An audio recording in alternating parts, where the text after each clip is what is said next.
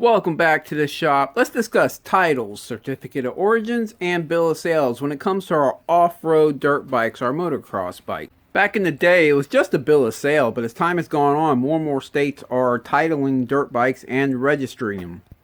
The last four states that do not title or register dirt bikes are Alabama, Georgia, Mississippi, and Kentucky. Well, I'm over here in Florida, so we do have a lot of these bikes that kind of come down from Alabama and Georgia with only a certificate of origin. Like in most of my shop talk videos, I have a tendency to go back in the day and tell you how it used to be and then how it is today and how we got here. So I can speak on Florida.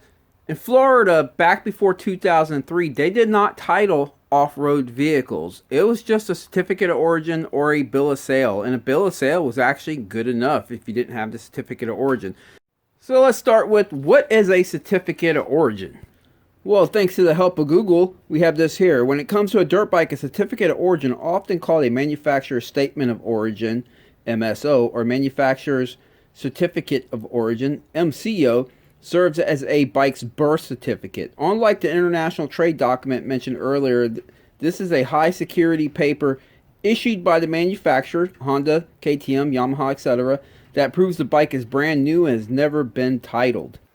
Certificate of origins can often look much like a title. Here's one for a Yamaha dirt bike. I just used a Google image for this one, but you can see it looks like a title, and oftentimes on the back they'll have some spots you can fill in if there's a lien on it or whatever, and sometimes there's even spots that you can sell it to someone, like purchaser name and all that. So, but when it's handed to you from the dealership, if the bike's paid off, they usually just hand it to you blank. It is a open open certificate of origin.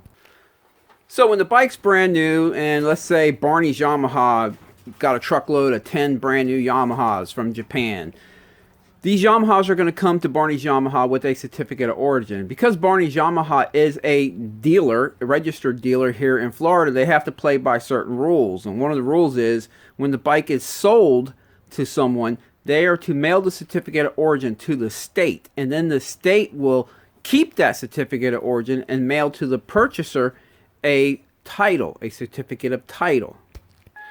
In the states where they do not title dirt bikes, then the owner will be mailed or giving the certificate of origin on the day of purchase. Now, if you're financing the bike, oftentimes, and you're in one of them states they don't title them, oftentimes they'll mail the certificate of origin to the bank that you're financing it through, and then after you pay it off, then they'll mail you the certificate of origin. Or sometimes they'll give you the certificate of origin on the day of purchase when you're financing the bike, but on the back of it, it'll have a lien mentioning that it's that there is amount owed on it. The bike has a lien on it, and once it's finally paid off, you take it back to the dealership or the bank, and they sign on it that it has been fully paid off. But one thing to note here is pretty much every state that titles dirt bikes, they will not give you a title, or at least not very easily, unless you can hand over the certificate of origin. You have to release the certificate of origin to them, and you're never going to see it again. And they're going to give you a piece of a title instead, and it'll be registered to that state and titled in your name. Here in Florida, they did not start titling dirt bikes till around the year 2003. Before that, bill of sale. I mean, you would just show up at someone's house or their property, and if you like the bike, you buy it. They write you a bill of sale. Or if you were lucky enough that they still had the certificate of origin, they would hand that over as well. Most people back then didn't have the certificate of origin. It came with a bundle of paperwork when you bought the bike new, and they saw it as trash, and who cared, and they just kind of lost them throughout the years. So bill of sale was the way it was being done. Starting in 2003, the state started titling dirt bikes. Florida did.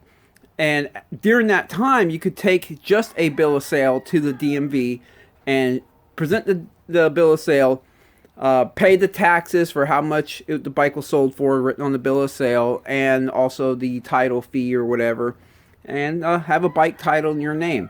But that was originally, at first, they would only accept bill of sales. As time went on, and they said, okay, we'll only title it if you have a certificate of origin. Now, I have heard there are some forms that you can, in some states, including Florida, that you can fill out if you lost your certificate of origin and maybe still get a title. But then I hear also they won't do it. So I don't know which one it is. All I know is if you do not have the certificate of origin, it can be difficult to get a title for a bike.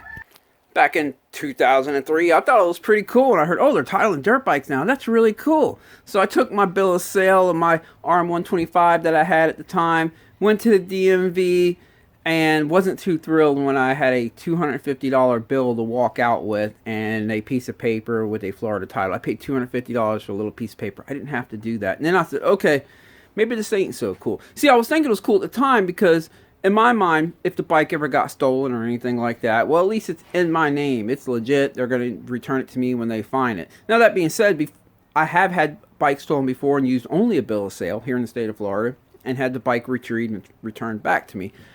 But, you know, they're titling them now, so I thought that was pretty cool. I thought that I'd try that out until I realized that, well, there's a big fee to have that title.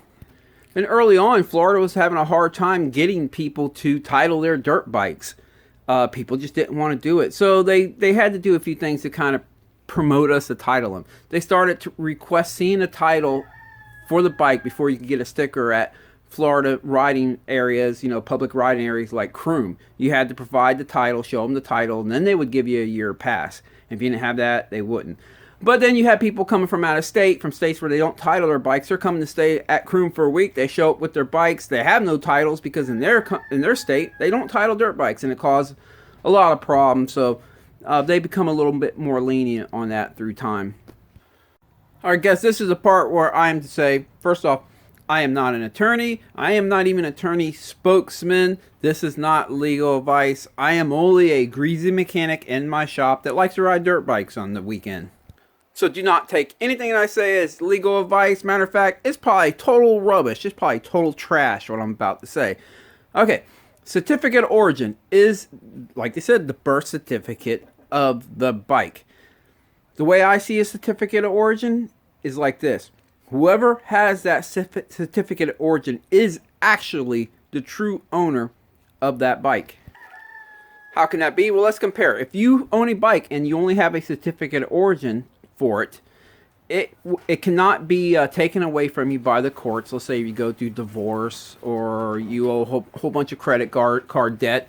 The courts can't just say, well, we're gonna compensate your bike to help pay off the debt or to pay your ex-wife a whole bunch of money. Or we're gonna take your dirt bike. They won't do that if you have a certificate of origin, because they technically don't really know who owns that bike unless they see that certificate of origin in your safe. They don't know, so they're not gonna take it. But if you have it titled in your name, in your state, they can take that bike away from you. Why? Because they own it.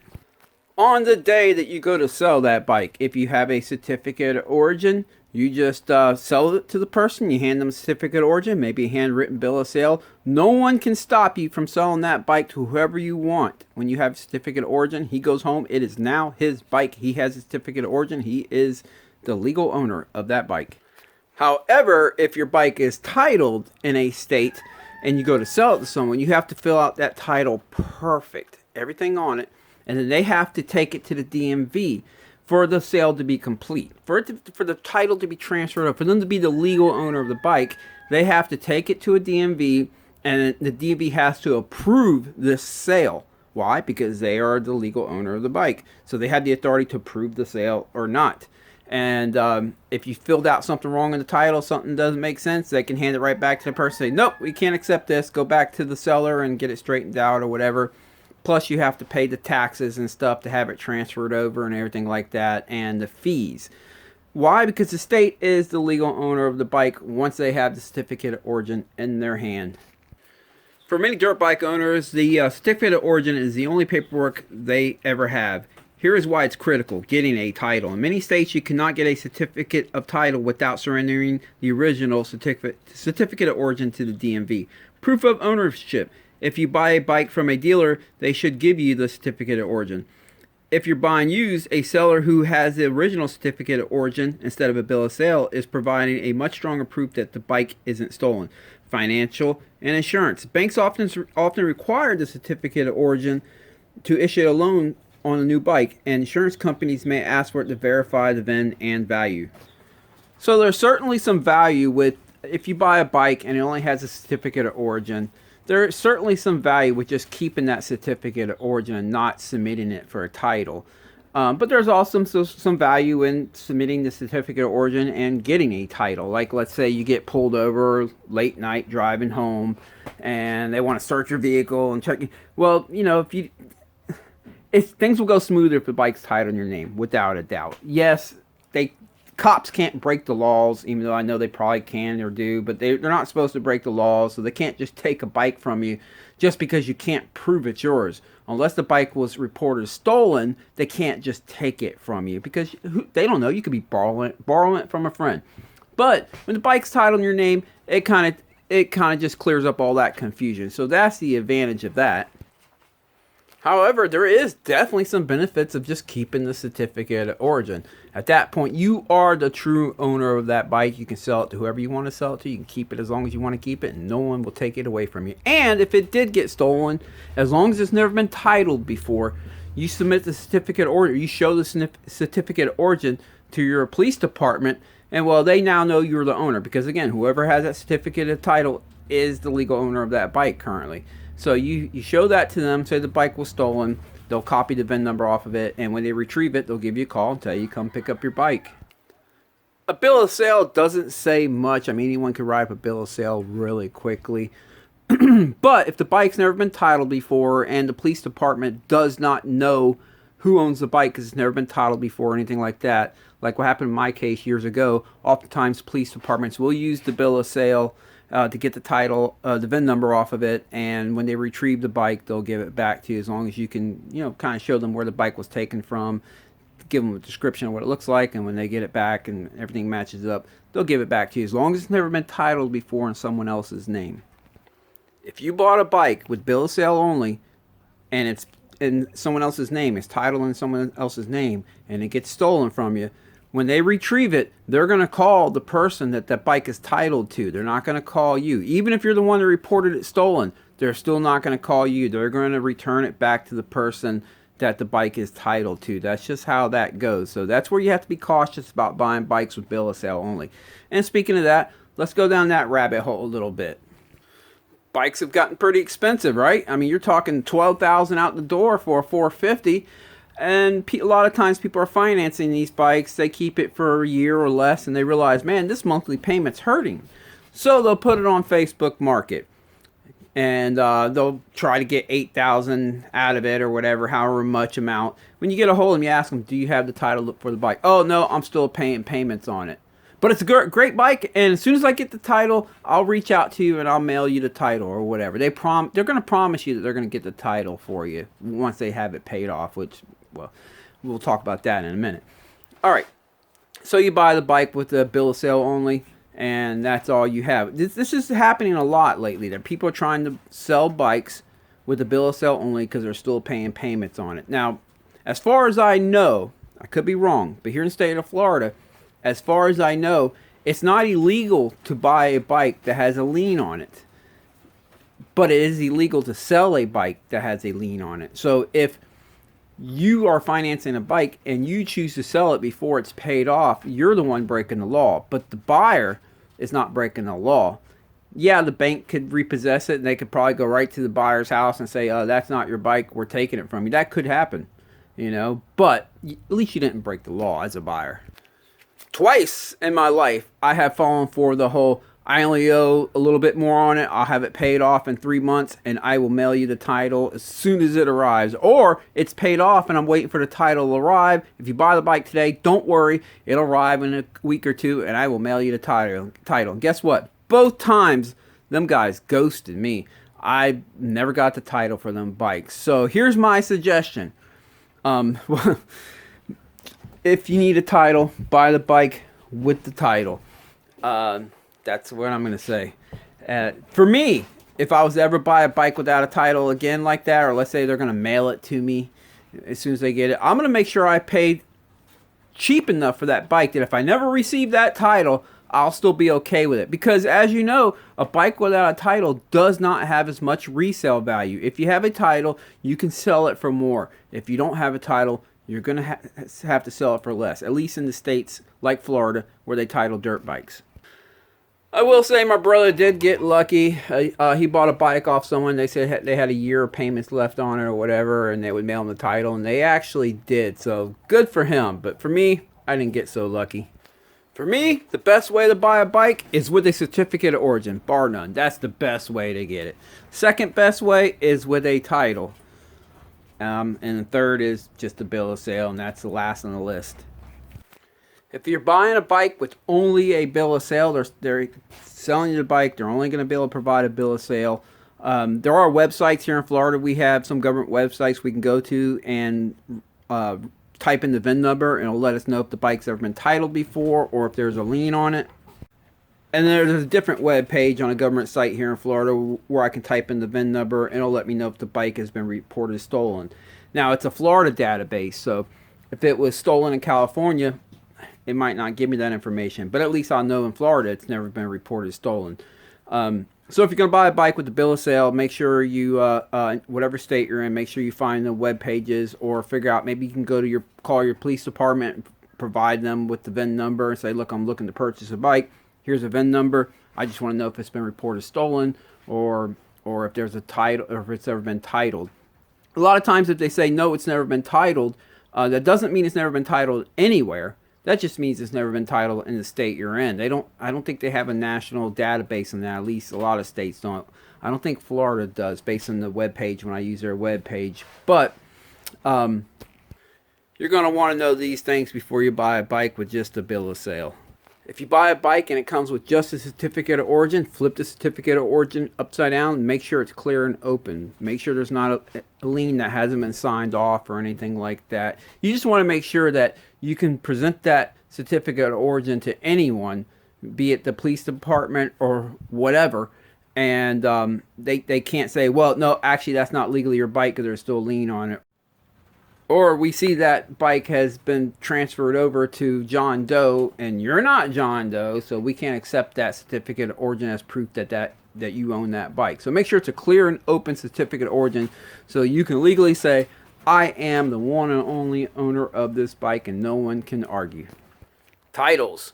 Sometimes, a lot of times, people will buy a used dirt bike, and they'll say, oh, can you just leave the title open? Just sign it and leave it open, because they don't really have it planned to register it in their name, because they don't want to pay the taxes and the fees to have the title transferred over to them. So they're just going to keep the title in a safe or whatever, open and ready to go, and then the day they sell it down the road, 5 years down the road or whatever, they'll hand the title to the next person. That's all good except for one thing. If the bike ever got stolen, guess where the bike's going back to? It's going back to the person that it's titled to. It's not coming back to you. And lastly, once that certificate of origin is submitted to any state for a title, that certificate of origin will never be seen again. No one will ever have it in their hands again, except for the state who is now the legal owner of that bike. Unfortunately, it's how it goes. Okay, enough of that. This weekend, I'm actually going to Daytona Supercross. I'm not riding this weekend, but you notice I have my YZ125 front and center right here, because I do have it planned to ride that the following weekend, probably most likely 74. I've been on my YZ250 for about 3 months now, because I had that big race at Clay Gawley, and I was practicing for that, getting the bike all set up and making sure I was dialed in for that. Well, that race is done. We did pretty good on it. Actually, I think we did better than what our standings said we did. There was kind of a miscount of the laps somewhere mid-race, and I had to actually pause the race. I think I was cheated 2 laps, but it is what it is. It was still a good time. But I haven't ridden the 125 in so long, and I'm just looking to have fun, and that's what the 125 is great for. When you want to just go out and have fun, you kind of take a lot of the risk factor out of it, because the 125s for me, they feel a little bit safer, and they're just a lot of fun. So that's what I plan on riding in the next few weeks. Sure, some of you guys have seen my video on removing dents from a 2-stroke pipe using the old freeze plug caps or whatever. Well, I bought one of these on eBay, one of these kits right here that's like supposed to help seal off the ends and allow you to put air in it and then fill it up with air pressure and heat it up to pop out the dent. So I'll be doing a video on that here shortly too. I was going to do it today, but I'm almost out of MAP gas, and I do have propane gas, but I like to use MAP gas when I'm doing these pipes, so I need to pick up some of that, and then I can get back to it, see if I can pull that dent out and how well this little kit works. Kind of be a little review on that. Well, that's pretty much a wrap. Stay tuned for the next video. I appreciate all my subscribers. Appreciate you guys out there to watch these videos. If you see me at Daytona, give me a shout out. I'll be out there. If you're not at Daytona, I hope you get a great weekend of riding wherever you're at. Catch you next time.